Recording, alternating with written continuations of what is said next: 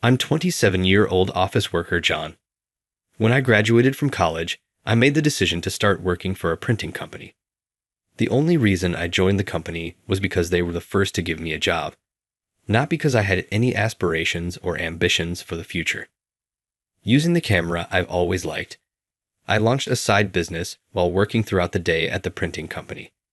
I can now make some money from the photography I first learned on my own.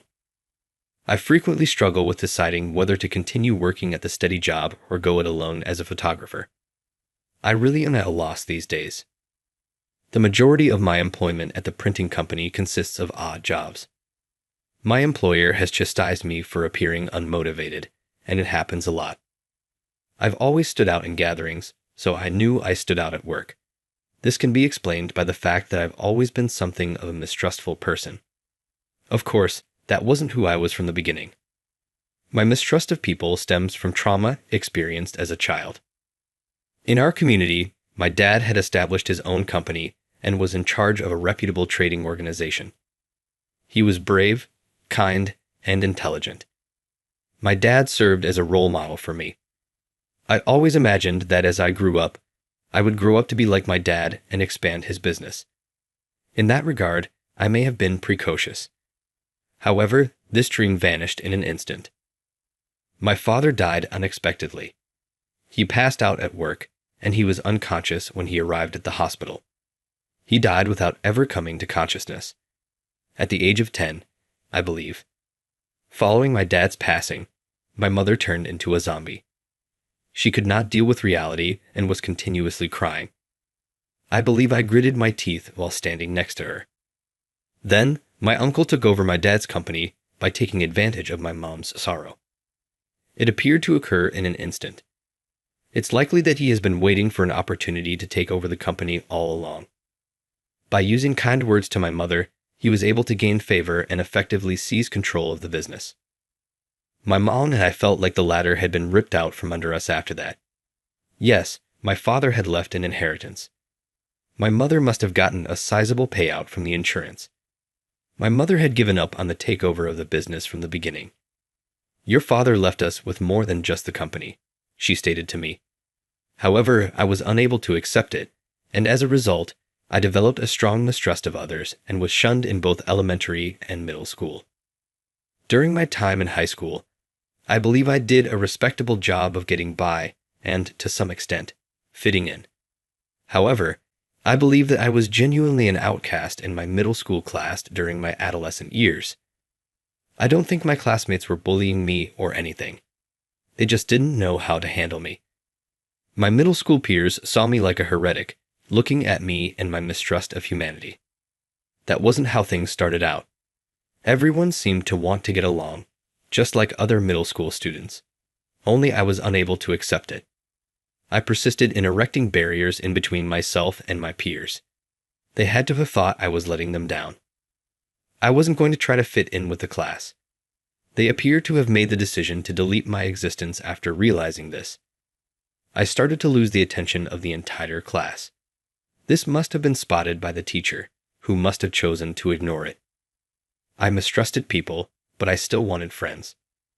I was confused and unsure of how to handle myself. I was irritated with my awkward self.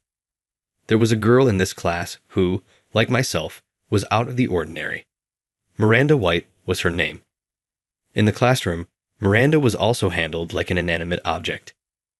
It's not like she was a shy person. She had a strong sense of self and would voice her differences in words if they were different. Her straight stance was what initially drew my attention. It was lovely and organic rather than forced. I believe she had a strong core. Her complexion was a creamy white, and her long, thick lashes concealed her downcast light brown eyes. Her face was proportionate, yet it was devoid of joy. I enjoyed looking over her slightly depressing profile. Compared to the other students in the class, she exuded maturity.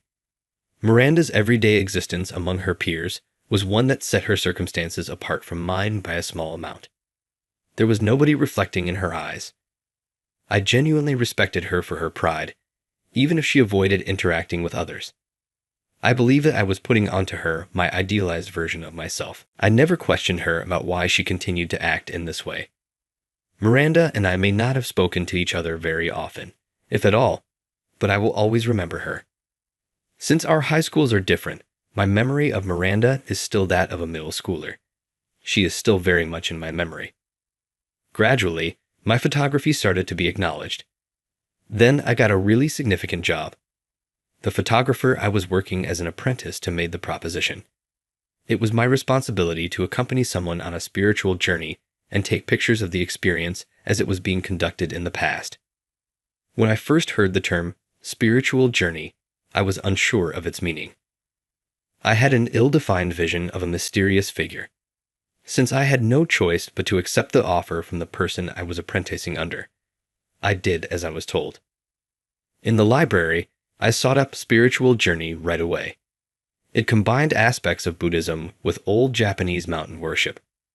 Taoism appears to include elements as well, going into seclusion into the mountains, going through rigorous training, and becoming enlightened. It is a distinct faith and religion of Japan. I find myself drawing parallels between the practitioner's appearance and mythical figures. For me to capture the training in the rough mountains would also need a significant amount of physical strength. I got thrilled about the spiritual practice as I did more investigation. I'm really curious, so I use my camera to document a world I don't yet know about. I couldn't help but be excited about it. I sent a vacation request to my employer, a printing company. I didn't face any backlash for taking a lengthy vacation because the company provided excellent employee perks. I so found myself spending time with various mountain practitioners in the mountains, the object of faith. To my relief, they were all purely nice people, not at all like the scary people I had imagined them to be. I instructed them to act as though I wasn't there so I could capture them in their natural states, and they told me about the taboos throughout their training. That seemed like a more natural manner for me to take pictures of them. It seems that the phrase mountain hermit refers to someone who trains by lying down in the mountains. The long-standing practice of nature worship in Japan has had a significant influence on it. Some of them move at such an incredible pace through places where there are no roads, giving me the impression that I have come upon a real mythical monster. Some even have wives and kids, which is surprising. When I learned that they continue to live regular lives while training on different spiritual mountains across Japan, I was genuinely shocked. They leave the city's bustle behind, enter the spiritual highlands, do homage to the natural world, and lie down there.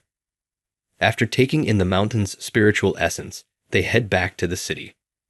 A few others mentioned how leading a life that is so different from their regular routine enables them to face their own issues. I noticed that I was getting more invested in this work than I had anticipated. At first, I was merely interested in taking cool pictures, but after hearing different accounts, I made the decision to document them accurately. They were faster and more energetic than any people I had ever seen in the city as they raced over the mountains. I clutched tenaciously and snapped furiously at my camera. The time spent filming appeared to go by quickly. When it was all over, I was in disbelief. All that was left was the knowledge that my small-mindedness had limited my perspective and abilities. It's okay, I feel like I should tell my former self, who had walled himself off in a mistrustful shell. Step right out. From the bottom of my heart, I felt that way. It seemed like everything had changed during the days I spent with the mountain hermits, and I believe that was a turning point in my life.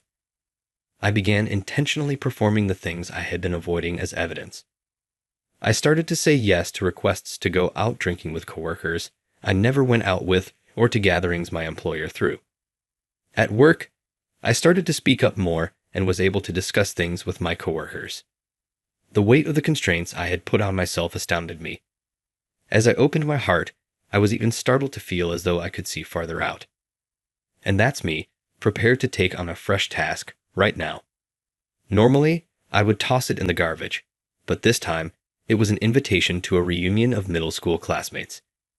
I haven't been able to attend the 2 reunions that have occurred thus far. I didn't even say anything. I must have been an eyesore to my classmates in middle school. Though I doubt anyone would want to see me, I plucked up the guts to record my attendance this time. My heart is full with expectation that by going to the reunion I've always avoided, I'll get to explore a whole new universe. There's also a glimmer of hope.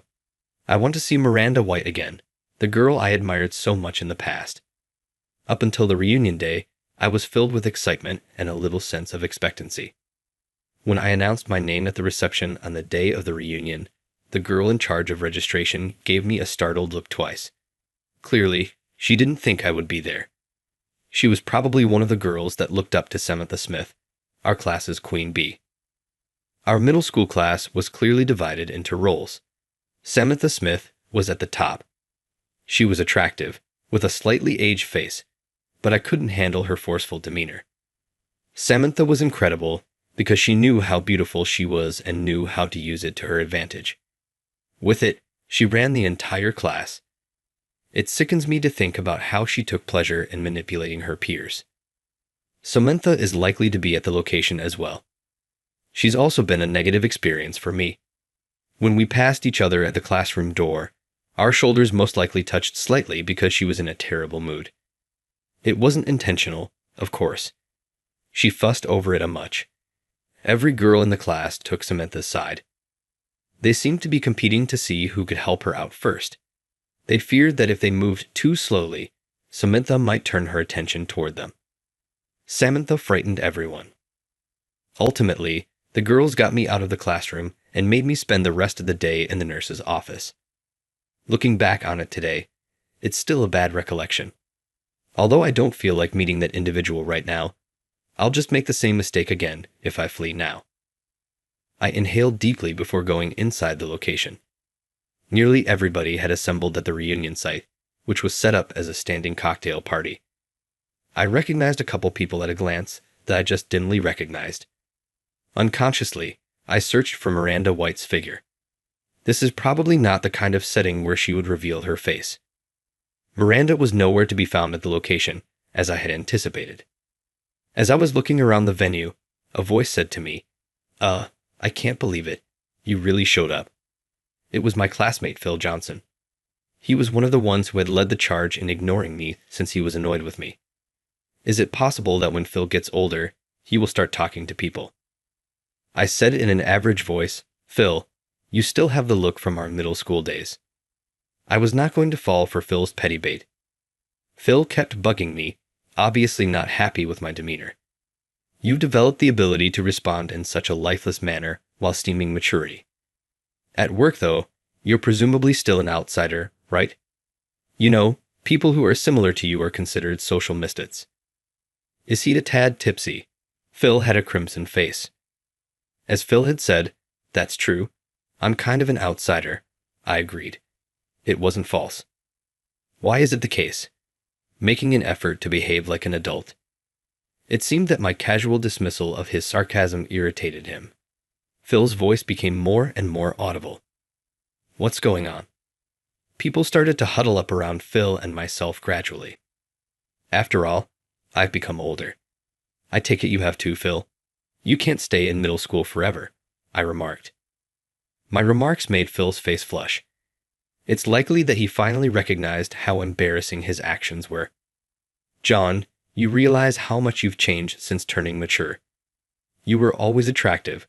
Aren't you well liked these days?" Abruptly, the crowd parted, and Samantha Smith emerged through the opening. Nothing had changed from middle school. The positive attitude toward me was the only thing that was different. Both back then and now, nothing had changed. "In my entire life, I have never been popular," I replied with a sour smile. Samantha widened her eyes.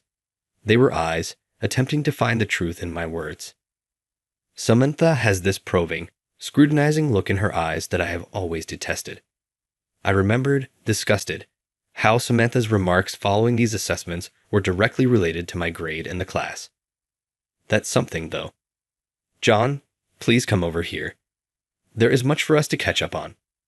Right now, I was supposed to be with Samantha, the queen bee. Phil's furious eyes blazed at me. Everyone in the class knew that Phil had affections for Samantha from the beginning. Samantha was the butt of jokes, and I took her away, and I thought Phil must be boiling with wrath. Samantha had been playing with Phil's heart all along, so she knew how he felt. Oh, and during middle school, you were dating Miranda, correct? I had the pleasure of seeing you during graduation. You would be better off with damaged goods like Miranda. Samantha doesn't fit you. My eyes automatically went to Phil's suggestive remarks. Overreacting was a mistake. I turned and whistled, and Phil gave me a look. What did you see, huh? Did you date Miranda? Samantha looked astonished as she turned to face Phil. Phil struck up a triumphant conversation. My intention was to confess to Miranda on the day of graduation. Miranda was unremarkable even on her graduation day, but long after the ceremony was over, she remained at the window and gazed at the school gate. It was my only opportunity as we were scheduled to attend different high schools. Miranda, that was my name. Miranda turned around gradually. I think she noticed that I was staring at her. A scar the shape of a cord ran straight down her pale skin, from her left eye to her collarbone. I had heard rumors from someone that it was a big accident wound. Phil referred to Miranda as damaged goods because of this scar. You know, after we graduate, I stumbled over my words, finding it difficult to speak. It was hard to express what I had been planning since the previous evening when I looked into her direct eyes. All I wanted to do was acquire her number. I started to get anxious. Then Miranda gave a small smile. Don't be nervous around me, you weirdo, she added with a somewhat amused yet dignified tone. I believe that Miranda's statements to me marked the beginning of our actual conversation. Are we going to separate high schools? Today is the last day. Miranda whispered something deeply emotional, and I had no idea what to respond to her. Her body began to tremble as if the wind were carrying it. She leaped next to me with remarkable quickness and stood in my arms. She extended herself upward, pressing my shoulders with both hands. My cheek was kissed by her warm breath. Something gentle stroked my cheek the next moment. Her hands that had been on my shoulders vanished in a second, along with the sensation. I dodged it as soon as I recognized it was Miranda's lips, embarrassed as hell. What? I sat down on the area by accident, buckling at the knees. Miranda laughed as she watched me. Her face was also a little red. I had intended to make my initial impression. John, you won't forget me now, will you? She told me this, looking triumphant, and then she was gone like the wind from the room. Just like in a dream, I was left on my own. I put a hand to my cheek and noticed that it was a little heated. Miranda and I kept this a secret from one another. At the time, I was unaware that someone had been prying into our privacy. I didn't want someone to tarnish my recollections, even if it seemed inevitable that someone had seen us. I glared at Phil now. Phil took a satisfied look at my altered complexion. Just as he was about to proudly divulge my secret to Miranda, the front door opened and a voice yelled out, "John." Immediately, everyone's gaze was fixed on the entryway. "John, glad to find you." Like before, Miranda ran to me like the wind as soon as she saw me. My heart pounded louder with this unexpected reunion. "I'm grateful, John. I wanted to let you know that's simple." Miranda bowed very low in front of me, ignoring the peers gathered around. "May I ask what you mean?" "What?"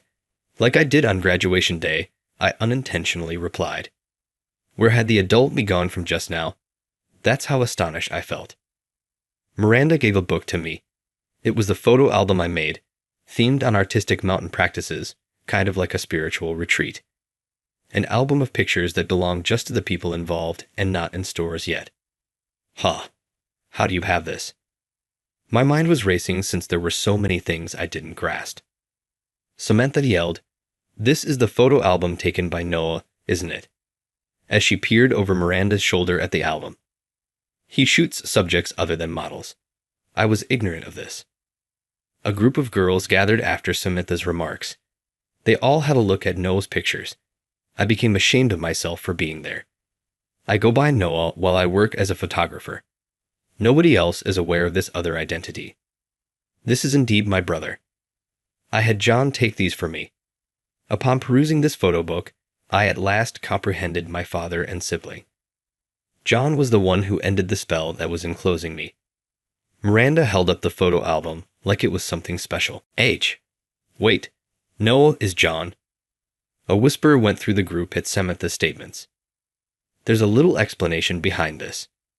After all, Noah's models are all superstars. This is the superstition that I am connected to. Yes, after I shoot any unknown model, it takes off. Of course, their own diligence plays a role, but having a picture taken by me is now seen as a shortcut to achievement. Are these hermits in the mountains your brothers? Disregarding Samantha's message, I inquired Miranda. With a wise nod, Miranda informed me. The hermits are the half-brothers of Miranda. She claimed that she and her father are not related by blood. The fragile mother of her daughter remarried as a second wife and died soon after. After her mother passed away, Miranda was left grieving at home, while her brothers and father left to live as monastics. After being left alone at home, Miranda progressively hardened her heart. At school, things were the same. She kept herself to herself, not wanting to disappoint other people. She most likely avoided getting injured because she didn't expect anything from anyone. She would have liked to accompany them, but many of the sacred mountains are inaccessible to women. What on earth were they doing, leaving her behind? Miranda was wary of everything. She was constantly against her father and brothers because she didn't think they needed to do anything so significant to leave her feeling so alone. I noticed the candid picture he took with you when my brothers gave me this photo book. John, I recognized you immediately away. Miranda finally comprehended them when she saw the sincere pictures I had taken of her brothers. Thank you for showing me the truth. As she spoke, she met my eyes directly. The scars on her face were visible even with makeup on. Samantha moved her body to be in the way of Miranda and me just as I turned to talk to her. John, please take a photo of me. I'm modeling, you know that. With a charming smile, Samantha continued, as a favor to a classmate. Her attitude of being a queen had disappeared. She works as a model, as far as I know. She had a poor reputation among makeup artists. I don't shoot anything ugly, sorry. My actual feelings were expressed right away, and Samantha's cheeks brightened red. She must never have experienced such public humiliation before. I could hear the girls surrounding us laughing. Right now, the only one I want to photograph in this venue is Miranda in front of me. Raising her hand in a fit of wrath, Samantha appeared to pull back just in time. She didn't seem to want to draw attention to herself anymore. She pivoted and departed from the location. As Phil pursued her, I observed.